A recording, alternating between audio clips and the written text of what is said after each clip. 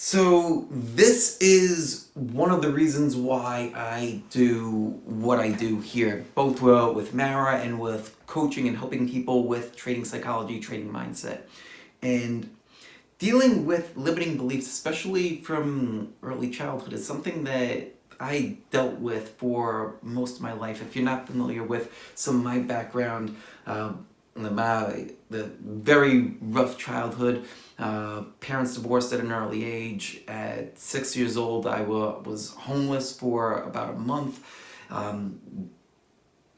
Dad came back, rescued me, and had a lot of problems with my dad growing up because of so much baggage that was given to me from my mom and my stepdad at the time about my dad, telling me all kinds of nasty things about him, whether they were true or not, who the hell knows, but like things like, oh, he's a bad guy, he's cheap, he's a drunk, he's this, he's that, like just filling my head with all kinds of stuff like that. And so, as a child, you're kind of just like absorbing things from your environment, and you're not really questioning a whole lot of things at that age, especially when it's coming from a parent. So later on, when I moved into wanting to be a trader and putting all this stuff together, all that kind of stuff is deep in my subconscious. Like it's just running on autopilot. I'm not aware of it. And if you have really poor beliefs about having all kinds of trust issues, having bad beliefs about money, how do you think that you would perform as a trader? Right? Like you would imagine that you'd probably do pretty poorly as a trader with bad money beliefs, and that was me for the first 10 years of my trading. And I was trying to learn different things from different people, different strategies and all that. Finally found a few strategies that I thought worked, that made a lot of sense, but I still had trouble putting it together, and I couldn't figure out why until I started to dig into my beliefs, both my trading beliefs and my money beliefs, and start questioning all of them. And like I had a clear answer for what's my goal with trading. Well, I wanted my goal with trading, make money just like everybody else. But what does that mean? I wanted financial freedom. Well, what does that mean? I didn't want to have to work for anybody else. I wanted to be able to sustain myself and my family. And great, now I'm able to start to tack dollar numbers onto this.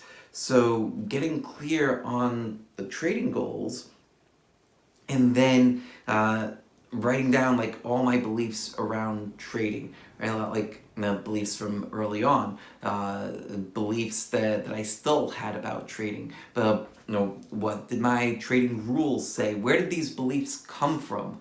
How are they serving me now? How are they helping me achieve the goal that I'm trying to achieve? Are they helping me achieve those goals? And if they're not, am I willing to let them go? How am I able to somehow reconcile these beliefs if I can't let them go?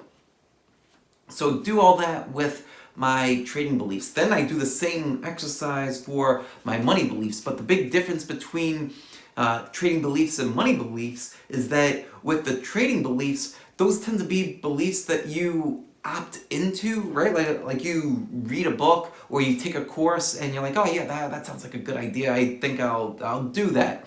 And then you start making that your belief. With money, and you really don't. For most of your money beliefs, you gain them when you're a child, and it's not something that you've opted into. It's just something that's kind of been thrown at you from your parents, from grandparents, from your family, from your environment, and you've just kind of taken it in. And if you don't go back and you start seeing what your beliefs about money are and start questioning them, then those are the kinds of things that are just running on autopilot, that are going to make you continue to fail again and again and again and again until you somehow reconcile those beliefs. So the way that I finally got past those beliefs was by doing this exercise, writing them out, figuring out what they were, and understanding where they came from.